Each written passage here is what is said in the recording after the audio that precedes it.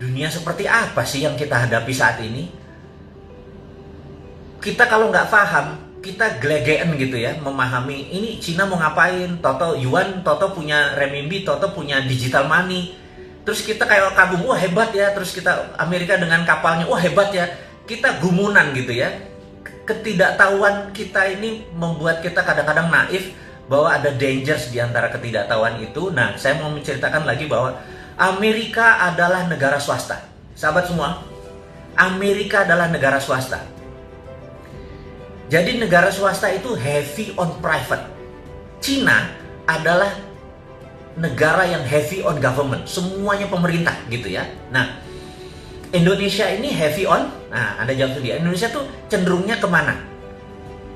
Jadi kalau dilihat apa-apa searahnya pemerintah gitu, bangun jalan tuh pemerintah, rakyat cuma suruh keprok gitu ya. Ini udah selesai rakyat, udah selesai keprok gitu. Kita ini heavy on government. Kita meniru Cina. Nggak enak lagi gue nyebut Cina mulu nih. Cinanya Tiongkok ya, bukan Cina bangsa, bukan Cina ras. Ini harus diingetin. Saya nggak anti sama Cina, saya nggak anti sama ras Chinese. Sekali lagi, saya anti sama Tiongkok yang komunis. Paham ya? Clear ya? Ini harus saya lurusin lagi. Jadi kalau saya ngomong Cina, itu bukan ras. Kalau Anda turunan Chinese, udah 3 generasi di Indonesia, paspor Anda hijau, Garuda Pancasila di depannya, Anda saudara saya, selesai. Dah. Gitu ya. Tapi kalau miring Cina itu, bahkan kadang-kadang bukan orang Cina yang miring ke saudara saya yang Cina, malah suku-suku tertentu di sini yang oportunis, yang mepet-mepet ke Tiongkok itu yang oportunis. Ini gue lagi emosi kalau kayak gitu. Bisa batal puasa gue nih. Oke, kita atur nafas sebentar, istighfar. Kita lanjutin lagi. Amerika adalah negara swasta, gitu ya. Jadi mau tahu sejarah, kita tahu di tahun 1900 orang kaya Amerika yang namanya JP Morgan, terus dia masuk di dunia GE, dia membeli Thomas Alva Edison, dia dibikin GE bareng sama JP Morgan. Kemudian ada Rockefeller yang mempunyai Stanford. Kemudian ada John Paul Getty, kemudian ada Vanderbilt yang rajanya kereta api, kemudian siapa lagi? Ada Andrew Carnegie, Anda tahu Andrew Carnegie, one of the richest man in the world saat ini. Nggak ada apa-apanya yang namanya si Bill Gates atau Warren Buffett, karena kalau kekayaannya dihitung pakai zaman sekarang 5 kali kekayaannya Warren Buffett saat ini gitu ya.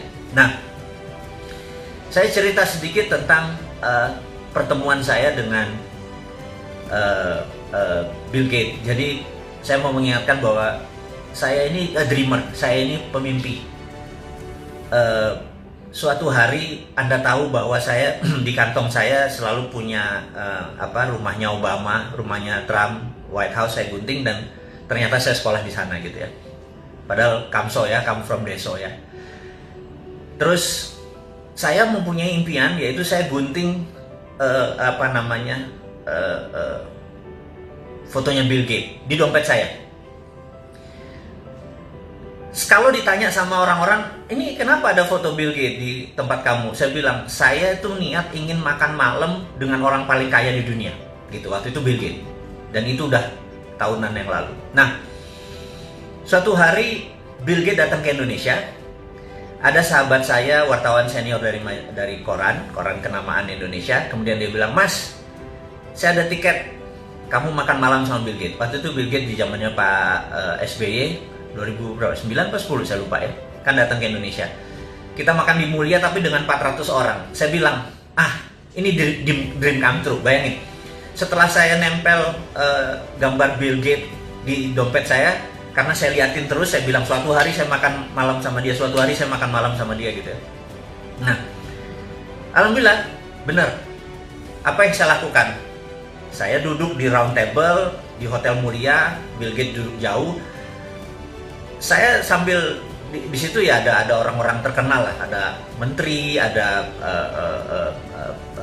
pejabat-pejabat teras zaman waktu itu. Nah, lagi kita makan. Dalam hati saya bilang, kayaknya nggak sah sih kalau saya makan malam atau kita makan malam, tapi jaraknya jauh. Emang saya lihat dia, jadi saya cuma ngeliat dia pakai batik, saya ngeliat, oh orangnya gini, orangnya santun, tapi smart, tapi ya gitu deh. Saya cuma sambil membayangkan gitu ya. Nah, kemudian tapi saya bilang saya nggak puas nih kalau nggak ngobrol. Ini nggak sah nih gitu ya. Nah, terus di tengah-tengah acara lagi makan ada yang nyeletuk gitu, Mr. Gate, might as well, kan kita lagi bareng-bareng di tempat makan, boleh nggak kami tanya jawab? Terus mereka nanya sama si audience, sama kita yang bertiga ratusan orang ini nanya, is there anyone yang di sini yang mau bertanya pada Mr. Gate? Apa yang terjadi? 300-300-nya angkat tangan. Saya mau gitu ya. Saya bilang, oh gila. Terus dia bilang, temennya ngomong di sebelahnya, oke, Mr. Gate maybe only bisa answer dengan 5 pertanyaan aja, jangan banyak-banyak. So, siapa yang mau nanya, tolong nulis di kertas gitu ya. Nah, wah, semua orang naik tangannya, dan saya bilang, oke, saya take the moment. Ini kan moment of greatness ya. Saya ambil kertasnya, saya tahu kan teman-teman tahu bahwa saya memiliki sebuah keilmuan, ya ilmu kuno sih, ilmu nggak keren-keren banget bagaimana memprogram pikiran bawah sadar seseorang. Saya bilang, dia pasti baca tulisan saya, saya tulis gitu ya. Saya lipat, saya taruh. Oke. Kemudian makan seperti biasa, kemudian Mr. Gate buka satu-satu. Terus udah selesai makan nih, terus gimana? Ada yang mau nanya? Terus dia bilang, oke, saya udah pilih beberapa katanya. Terus who is, dia sebut sebuah nama gitu ya. Dia bertanya apa rencana Bill Gates di Indonesia. Terus Bill Gates cerita, kami akan berencana membuat laptop komputer murah di bawah $100 supaya orang bisa ini dan terkoneksi dengan sistem dan sebagainya. Cita-cita mulia lah, CCM lah gitu ya. Kemudian pertanyaan kedua, who is, dia sebutin seorang menteri gitu ya, kayaknya dipesen nih. Oke, menteri ini bertanya ini, seorang ibu menteri. Dia cerita. Kemudian dia break lagi. Terus lama berhenti di satu kertas, terus I don't like it. Terus dia taruh, tapi kan mic-nya masih kedengeran kan, mic-nya di sini. Terus ditaruh, dia bilang terus dia nyari question, pertanyaan yang menurut dia oke, gimmick kayak kecil-kecil. Udah 4 pertanyaan. Dia bilang oke, the last pertanyaan terakhir, the last question katanya gitu. Terus diangkat satu kertas. Gitu ya. Terus orang sebelahnya bilang, what is this? I don't know, I don't like the question gitu ya. Ini kata-katanya dia nih. Terus saya udah tahu nih, jangan-jangan gue bener ya itu ya. Terus apa yang terjadi? Well, I would like to know this gentleman. Terus karena dia ngomong-ngomong itu, orang-orang bilang udah, lu udah kayak gitu, lu baca aja lah itu pertanyaannya gitu ya. Jadi cair suasana. Terus dia bilang, well anyway, I don't like the question. Jadi dia ngomong sama orang sebelahnya gitu. Anyway, lu udah brought up anyway katanya. Terus apa yang dilakukan? Who is a Mardikuwiek? Wah, udah kayak orang Polandia gua. Saya berdiri. 300 orang nengok ke kita jadi kayak kecil. Saya bilang, gila, gitu ya. Terus dia bilang, dia natap saya, dia bilang, so you, kenapa lu nanya ini gitu ya? Oke. Dia ngomong, I don't think the world is ready, kata dia. Tuh orang nanya, lu ngomong apa sih? Kan mereka nggak tahu. Mereka pertanyaan adalah, what was the question? Orang ini nanya apa sih sampai lu nggak ready gitu? Tahu nggak apa yang saya tulis? Dan Mr. Gate bacakan. Dia bilang begini, this gentleman katanya bilang, I could never be like Andrew Carnegie. Jadi saya menulis di kertas itu, you will never be like Andrew Carnegie, gitu ya. Dia bilang, jadi dia tulis, I would never be like Andrew Carnegie, gitu ya. And this is right katanya. Gue nggak akan pernah bisa kayak Andrew Carnegie, itu kata Gate, gitu ya. Semua orang bingung. Ini komunikasinya apa gitu? Anda tahu apa yang dilakukan Mr. Gate? Bill Gates membuka dompetnya, kemudian dia kasih potret gambar kayak foto saya itu, dia bilang, "See, fotonya Andrew Carnegie ada di dompet gue," katanya. Saya juga kaget. Dan you are right, I would never be like him. Terus, oke, saya ceritakan dulu kenapanya gitu ya. Saya mengidolakan Bill Gates mengidolakan Andrew Carnegie. Jadi saya tuh waktu itu berpikir, dalam hidup seseorang pasti punya punya drive yang membuat dia menjadi segitu powerful seperti sekarang. Dan pasti ada role model. Dan saya lihat dia, Bill and Melinda Gates ini, kalau pendapatan dia $60 billion, 20 billion dollar ada di Bill and Melinda Gates. Jadi dia berzakat itu 30-40% gitu ya. Mungkin 30% lah dari, atau 20% dari income-nya masuk ke Bill and Melinda Gates Foundation. Karena Bill Melinda Gates Foundation duitnya lebih dari 18 billion dollar. Cukup powerful. Pasti dia punya sebuah role model. Dan saya tahu the biggest philanthropy in the world adalah Andrew Carnegie. Jadi Andrew Carnegie adalah, Anda boleh cek siapa Andrew Carnegie. Di seluruh dunia Museum Andrew Carnegie itu ada, gitu ya. Anda kalau pergi ke Singapura ada, pergi ke Bulgaria ada, Anda pergi ke London Anda ketemu Museum Andrew Carnegie. Andrew Carnegie mendedicate uangnya untuk pendidikan, informasi, dan museum, koleksi-koleksi sains. Nah, Andrew Carnegie di tahun 1900 dia menjual US Steel, dia memiliki Dow Jones, dan Anda tahu Dow Jones, saya udah nggak bisa diceritain lah. Nah, ada New York Stock Exchange dan lain sebagainya. Yang jelas dia punya US Steel yang waktu dia jual angkanya billion dollar. Pada saat sekarang waktu dia menjual US Steel itu di 19 sekian itu, kekayaannya itu kira-kira 4 kali kekayaan Bill Gates saat ini. Jadi kalau Bill Gates punya berapa, katakanlah 80 billion, dia punya 4 kalinya, 320 billion. Jadi kita tahu itu duit waktu itu. Nah, Anda boleh cek di Wikipedia. Di tahun 1898 Filipina ingin merdeka dari Spanyol. Dan Spanyol waktu itu minta uang 20 billion dolar. Filipina nggak punya uang tebusan seperti itu memerdekakan Filipina, dan Filipina minta Amerika. Amerika nggak punya uang, Federal Reserve nggak punya uang, dan Federal Reserve meminta Andrew Carnegie menebus 20 billion dolar untuk kemerdekaan Filipina. Sahabat, apa yang dilakukan? Andrew Carnegie membayar tunai 20 billion dollar, sebuah negara yang dia merdekakan tanpa sekalipun dia pernah injak tuh tanah Filipina.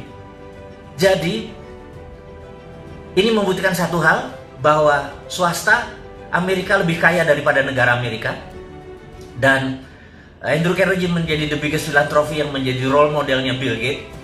Karena itu di dalam analisa saya menganalisa Bill Gates, saya menebak bahwa dia pasti punya role model gitu ya. Dan saya menebak pasti Andrew Carnegie. Saya nggak pernah tahu, tapi ini kemampuan analisis, kemampuan Sontoloyo. Yang Sontoloyo itu saya bilang, oke, you could never be like Andrew Carnegie. Lo nggak akan pernah bisa menjadi seorang Andrew Carnegie. Dan dia bilang, you are right, gue nggak pernah bisa jadi Andrew Carnegie. Nah, jadi itulah yang memotivasi dia. Itulah yang memotivasi saya, bahwa kalau Andrew Carnegie pernah begini, di rumah yatim pun saya mencoba mendedikasikan kecil, filantropi kecil, nggak jauh sekali dari seorang Bill Gates dengan foundationnya atau Andrew Carnegie. Tapi ini gamesnya, mau jadi the best of the best of the best ya kita berkompetisi dengan the best, berkompetisi dengan Andrew Carnegie gitu ya, bukan berkompetisi sama 4L gitu ya, itu bukan kompetitor kita gitu. Dia pernah ya gitu, kompetitor kita gini, bukan kompetitor, role model gitu ya, dan kita bersaing sehat. Kalau 4L mah udahlah, gue males ngomongnya. Anyway, teman-teman, ini hanya membuktikan bahwa swasta itu lebih powerful daripada negara Amerika. Nah, kita tahu setelah Perang Dunia Kedua, Amerika baru menggunakan printing money dengan New Deal-nya, akhirnya negara Amerika lebih kaya dari swastanya. Jadi, sahabat semua, saya cuma mengingatkan bahwa swasta Amerika tuh berkompetisinya sama negara Amerika, gitu ya. Karena itu di sana kalau sekolah tuh ada 2. Sekolah Ivy League, ada Cornell, ada Columbia, ada Harvard, MIT, dan lain sebagainya. Begitu lulus, biasanya menjadi anteknya globalis di Wall Street atau menjadi globalis. Kalau mereka belajar di seperti di Illinois University, apapun lah, Chicago juga nggak nyampe nih mereka-mereka ini. Paling jadinya pegawai World Bank, IMF, atau bankers-bankers gitu ya. Anda harus mengingatkan ini 2 ini. Nah, Wall Street ini saat ini menguasai mungkin 60% kekayaan dunia. Jadi Tencent di situ, Alibaba di situ gitu ya. Kita mau melihat how the world work, bagaimana cara dunia bekerja. Jadi Anda paham apa yang terjadi. Nah, sewaktu Trump menyatakan akan menutup Wall Street, itu dia mengancam globalis sebenarnya, supaya lu jangan sama Demokrat, lu sama gua gitu ya. Nah, kita itu skenarionya. Nah, kita balik ke China saat ini. Akankah terjadi perang di Laut Cina Selatan? gitu. Resikonya adalah pantai timurnya Cina rata, tentara Amerika habis, gitu ya. Menurut saya, Xi Jinping adalah pedagang, Trump adalah pedagang, menurut saya tidak perang. Ingat, walaupun tidak perang, Indonesia harus ambil posisi.